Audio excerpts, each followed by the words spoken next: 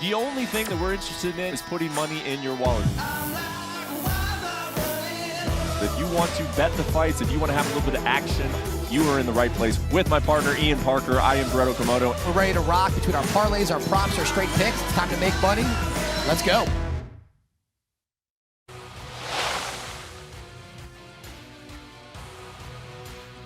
Yep, let's go. UFC 279. It will still happen, believe it or not, from beautiful Las Vegas, the T-Mobile Arena. Khamzat Chimaev, Nate Diaz. Nope, it's going to be Nate Diaz versus Tony Ferguson. Khamzat Chimaev staying on the card to face Kevin Holland. Wow, what a wacky Friday, man. I mean, we always say that Fridays are the most drama-filled days because, you know, anything can happen. These guys got to step on a scale. One person stepped on a scale 7.5 pounds heavy, and then it seemed like the entire world changed for UFC 279. Ian Parker, what did you think of our Friday? Brett Okamoto, I don't know what to even think at this point. We've been here forever waiting. And, yeah, Khamzat Chimaev changed everything. And then all of a sudden we had so many fighters deciding to follow suit. But if any time to miss weight, this was the card because you'll get lost in it based on Chimaev. It's crazy, but you know what? This card now, I think, may be better than what we originally had based on the shuffle. So kudos to Hunter and Dana because we still got ourselves a fight. Interesting, and we appreciate you guys asking where the show was. We would have done it. Me and Ian were ready, but we didn't have any fights to break down yet. We were waiting for an announcement from this man. He is UFC President Dana White. Here is what he had to say about the new UFC 279. There had been some rumors, talk that Chimaev had a medical issue that led to him being overweight. What have you heard in that regard?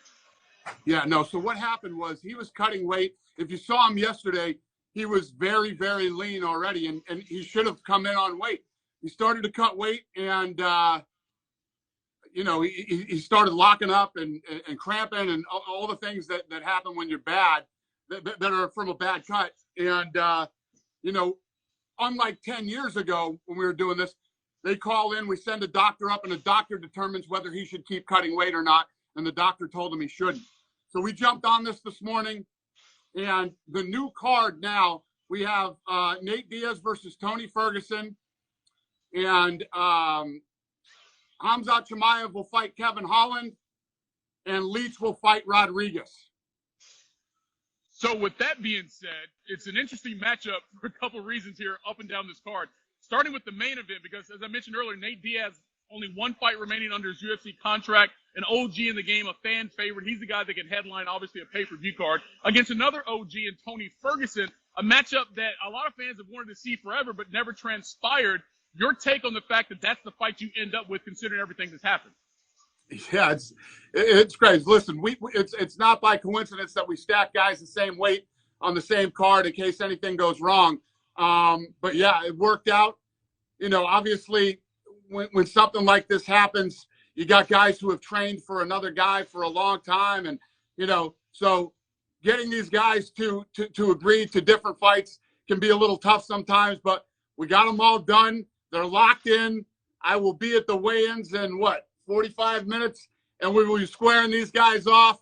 Nate Diaz and Tony, like you said, the fans have wanted to see this one forever. It's going to happen now before Nate leaves the UFC. And yesterday, there was a lot of questions about what happened.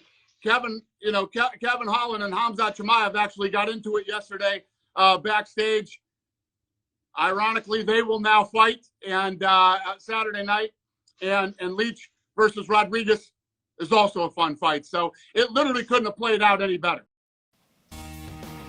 All right, so there you hear it from UFC President Dana White, and this graphic is almost just too confusing for me to read. Khamzat Chimaev was supposed to be fighting Diaz, now he's fighting Holland.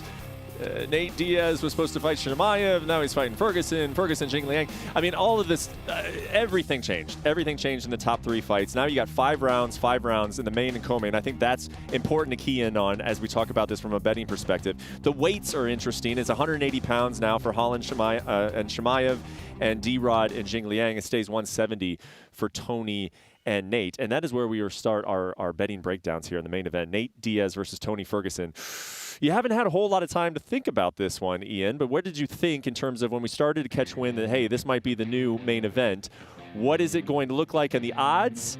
And as you see it there, with all of the updated odds for the entire main card, Nate Diaz plus 115, Tony Ferguson minus 135.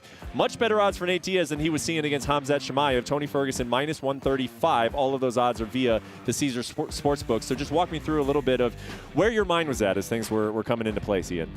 Where my mind was at was, thank God for both these guys, at kind of this point in their career. I think getting a way more fun matchup that makes more sense to where they are. For Nate to ride off into the sunset, win or lose, I'd rather see it against someone in Tony Ferguson as opposed to possibly getting dominated by Khamzat Chimaev. And for Tony Ferguson, taking on the leash didn't make a whole lot of sense to me, coming off that knockout to Chandler, and then this being the first fight, welterweight. But you got two guys, 55, fighting at 70. I think for Tony, this is a really good fight. Now, my only concern you brought up is the 5 rounds, but we're talking Tony Ferguson here. CSO, he is always training for 20 rounds plus, so I'm not really concerned about the cardio situation here.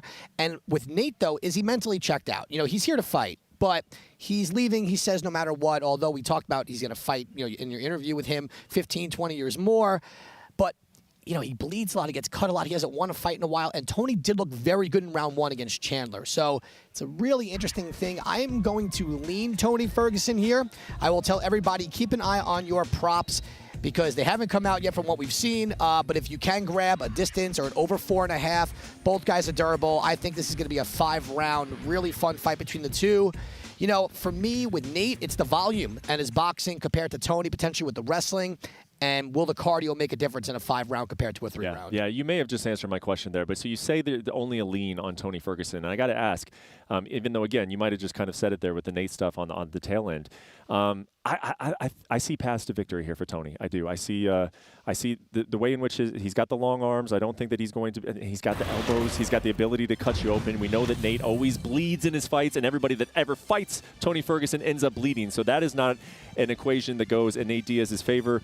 And then I think the wrestling. I actually think that Tony Ferguson, when he uses his wrestling, it has shown that it can be good. And Nate Diaz has had issues dealing with wrestlers. And so if you look at it and you're saying, well, these guys are basically, two guys who fought at lightweight. Now they're fighting at welterweight, so the size really shouldn't make a difference. The only thing that's given me pause here is the 5 rounds because that is what Nate Diaz was training for.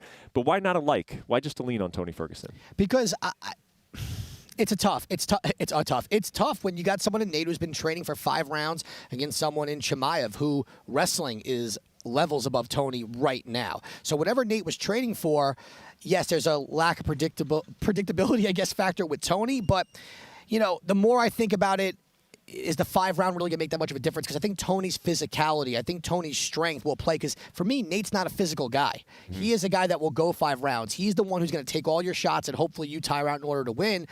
And people are going to say, oh, but Nate's the jiu-jitsu guy. But when's the last time he got a submission win? It was against Conor McGregor. Yeah. And Tony didn't get subbed by Charles Oliveira. So for me, if you're going to bet this fight, I would say go Tony. I just don't love the odds there either. I would have liked it to be a little bit, because when this first got announced, or rumors, Tony was an underdog. So that line flipped.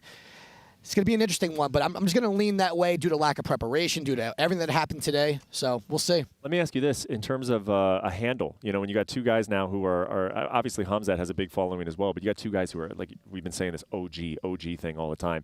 Now in the main event, and it's a much more competitive fight. It's not the wide odds that you saw in the Khamzat fight. What do you think this is going to be the handle on this fight? And ultimately, which side do you see the money coming in on? Well, right now, it looks like the money might be coming in on Nate for those lines to drop, because Tony at one point was minus 180. Now he's minus 135. So I think people are based that on the 5 rounds. I'm just trying to look at this also from, Nate, I believe he's out of here no matter what. And I think Tony, if he gets this win, has a very good prize at the end of the rainbow in Conor McGregor, potentially. I think that is sitting in the back of his mind. I think that is something we could think about. I know we look at that point of Nate Diaz when he hit Leon Edwards, but let's not forget, up until that one punch that he didn't get the win on, he was getting absolutely dominated the entire fight. So the money might be coming in on Nate. I just see more paths of victory for Tony if cardio is not an issue, and it never has been for him before. Yeah, super interesting. For once, we weren't really talking much about Conor McGregor, but I agree with you. Now that Tony and Nate are in the main event, it kind of brings Conor into that conversation a little bit of could he face the winner if it is Tony Ferguson and Nate Diaz walks away from the UFC. Okay, let's go to the co-main event.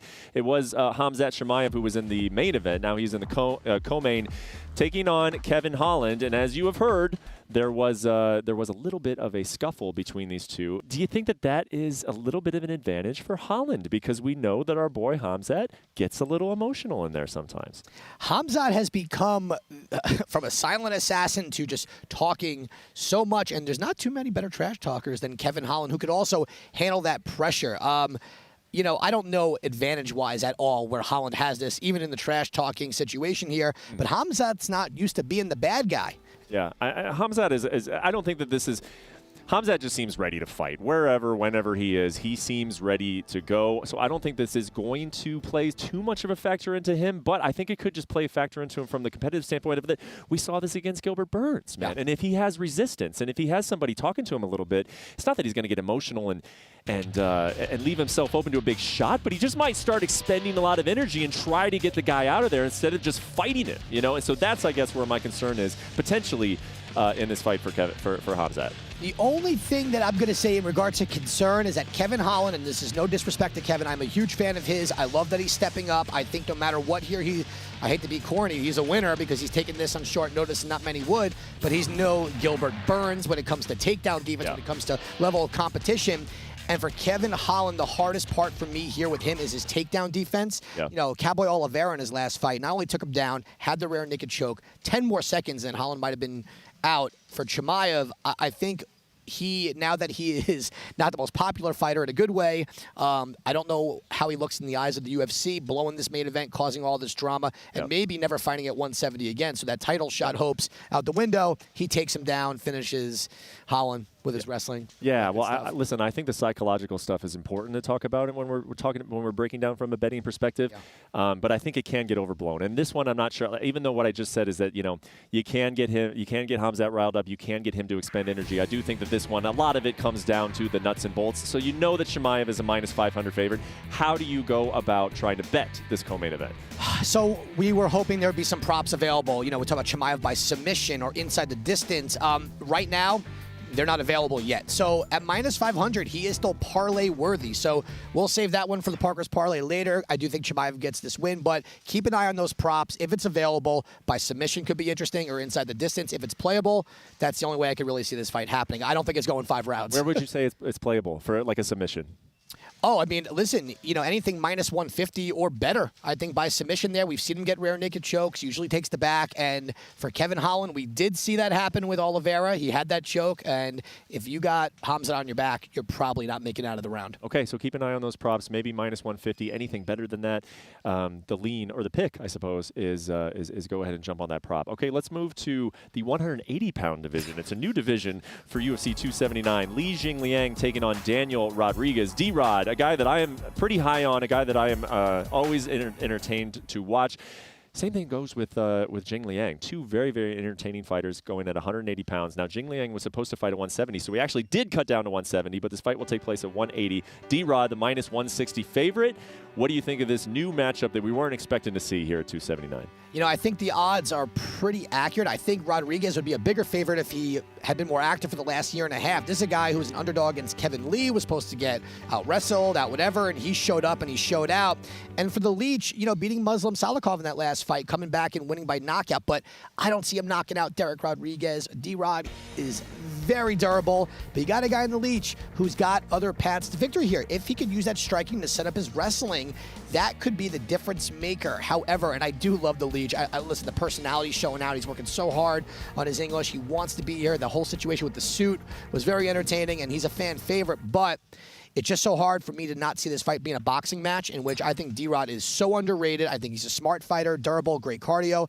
I'm going D-Rod here. Yeah, if it's going to play out like a boxing match, I don't think there are too many just pure better boxers than D-Rod at 170 pounds. Okay, sticking with this theme of just made-up weight classes, we're going to the 140-pound weight class. Making weight was apparently at your discretion at UFC 279. If you feel like it, cool. If not, we'll just change the weight division. It's Irene Aldana taking on Macy Chiasson. Aldana is one of those, maybe I guess you could call her a late bloomer. She came in, was 0-2 in the UFC. She's 6-2 since, 34 years old. Everything just seems to kind of be clicking for her. She did lose to Holly Holm recently, but, Holly Holm, one of the top fighters in that division. But Chiasson also kind of peaking here, I feel like. She's in a good place mentally. She seems very confident. What do you think of this one? You know what? I like Irene Aldana here. When she fought against Yana Kunitskaya, everyone was worried about her getting clinched up against the cage and being out-grappled and being held on to. but we saw that 84% takedown defensive rate from her. We saw her be able to circle off the cage and use that boxing. And I think when it comes to pure strikers in that division, Aldana is one of the better ones. That knockout over Ketlin Vieira was no fluke. And she also knocked out Kunitskaya or TKO'd her, what have you. For me, Macy Chiasson has one path to victory. It's the way she beat Norma Dumont. It's to grapple, put Aldana on her back, and hold her there.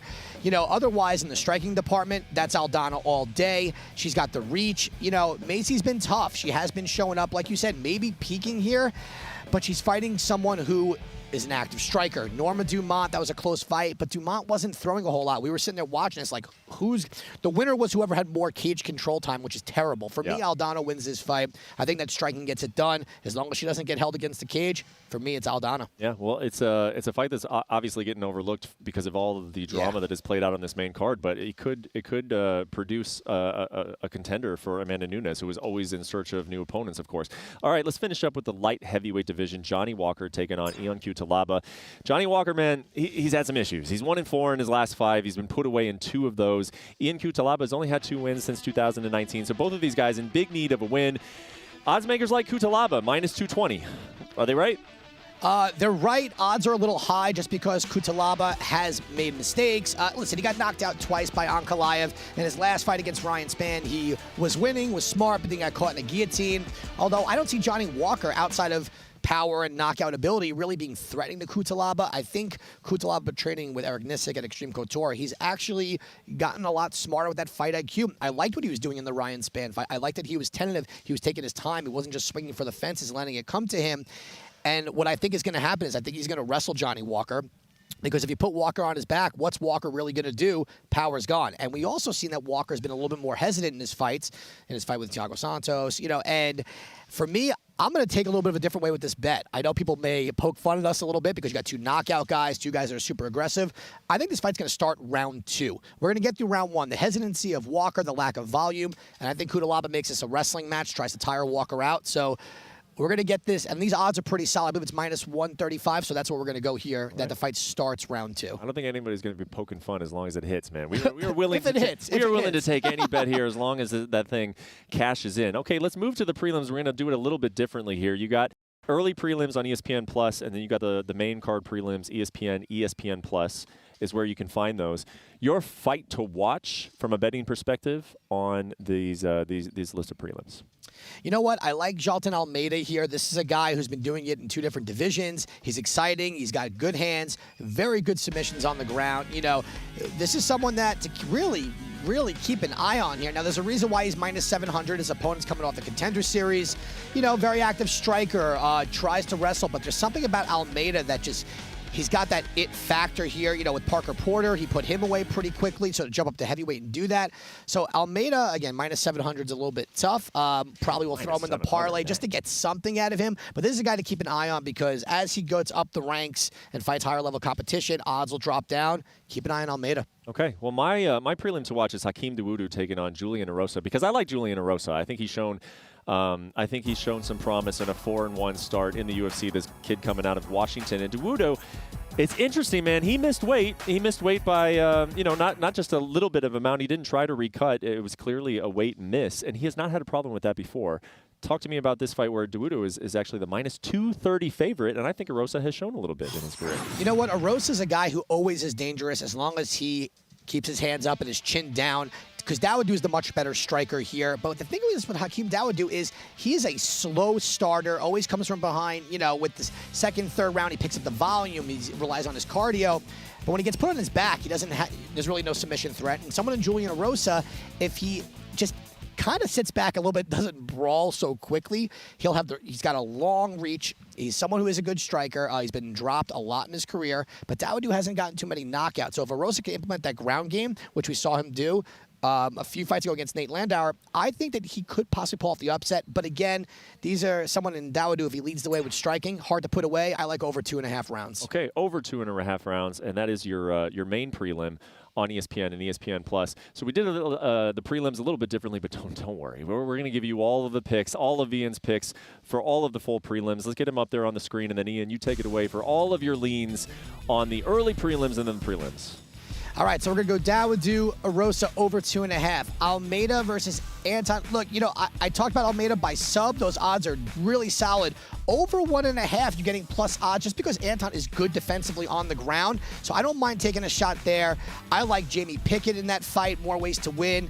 And then Collier and Barnett. Man, Barnett's a fun guy. Also missed weight. I think that fight goes over 2.5 rounds. Collier's wins have been all by decision, minus against Chase Sherman. And Barnett's a pretty durable guy. So that's what we're going to do for the prelims. Okay, so those are the early prelims. Let's take a look at the prelims that are on ESPN Plus and ESPN. Oh, I'm sorry. These are the early prelims. These are the ones you can only find on ESPN Plus. Take it away, Ian. All right, Norma Dumont versus Danielle Wolf. Wolf looked like Super Shredder standing next to Norma Dumont, but she's only 1-0, and the experience isn't there. Dumont has fought high-level competition, so at plus 190. Norma Dumont, please use your wrestling and jiu-jitsu and sub her and get that done for us. Yep. I'm going to go with Alatang here. I like Melissa Martinez, better striker. Elise Reed, not a ton of volume. And last but not least, Johan Linese at plus odds. Weeks just doesn't throw anything, and if he can't wrestle, he can't win. All right. As promised, those are your prelim picks, and that brings us to Ian Parker's parlay, which has been doing very well this year. What do you got for the parlay this week, Ian? You know what? With everything going on, I tried to play it. I definitely played it safe here. It's a little chalky, I'm going to admit it. So we're going to go with Chimaev. I don't see how he loses to Holland. We're also going with Almeida. I mean, two huge favorites. Collier, I think he just is better everywhere over Barnett. Just watch out for that spinning wheel kick that he threw on Volante. And Norma Dumont, just don't get into a striking fight with the so-called boxer here. And, at a little bit above even money, we're going to take it with all those heavy favorites. What do you mean with everything going on? I thought it was a pretty ho-hum day here. No news. Very calm. Okay, so we got the parlay in the books. We got the prelim picks in the books. Let's get to the best bets. What do you got? Do it. All right. Yeah, ho-hum. What a day, right? All right, best bets. Let's start off with Daniel Rodriguez. I do like him here. I think the Leech will not wrestle. I think he's going to keep this fight standing. He believes in his power, but Rodriguez is so durable, so good at striking. I like D-Rod. Irene Aldana, I'm actually really surprised. I would have had her at minus 220 here because if Macy Chiasson cannot get her down, I don't see where she wins. Aldana's got great takedown defense, good striker. Walker Kudalaba, we are all going to hold our breath together for 5 minutes and pray that Kudalaba just wrestles him for 5 minutes at minus 135. Norma Dumont, I can't pass up this plus 190 opportunity against someone who's only 1-0 with no ground game whatsoever. And Alatang money line over Chad, minus 185. He's fought better level competition. I like it there, so that's how we're going to roll this week. I like it as well. 5 best bets, one of them a plus 190. You love to see it. You also love to see Nate Diaz walk out to the octagon anytime. He's been doing it for 15 years. So the good people at ESPN put me and Ian on the spot. What is our favorite Nate Diaz moment? Mine will be, I think, where he broke through into his stardom when he landed that triangle choke against Kurt Pellegrino. And I think it was the first time where someone locked in a choke, celebrated, flipped the bird, flexed because they already knew they won. And long and behold, Nate did that, and a superstar was born. Superstar was born. And then there was a superstar moment for Nate Diaz, which is my favorite one, is that after he beat Conor McGregor, that fight, they were supposed to fight in Las Vegas. And then if you remember, Conor McGregor didn't show up to the press conference. He said, thanks for the cheese. I'm out of here. He did a little fake retirement. What happened is that they had a deal in place for that rematch. But then they rebooked the fight to a new date. Nate said, you got to come out to Stockton. He forced Lorenzo Fertitta and Dana White to fly to Stockton, California, sit down. They had lunch together. He told them no. He turned down the offer, and he still took them on their way back to the Stockton airport to the mural. I'm not surprised. Look at him there. Big smile on his face. Lorenzo and Dana are like, man, this kid just turned down a deal for us to fight Conor McGregor. We're going to have to keep negotiating with him. And Nate's just chilling. Nate's just like, yeah, check out the mural with Dana and Lorenzo. What a great moment in the long career of Nate Diaz. And that is our main event, Nate Diaz versus Tony Ferguson at UFC 279. We were not planning on having that main event, but it should be a very good one. 2 legends, OGs of the sport.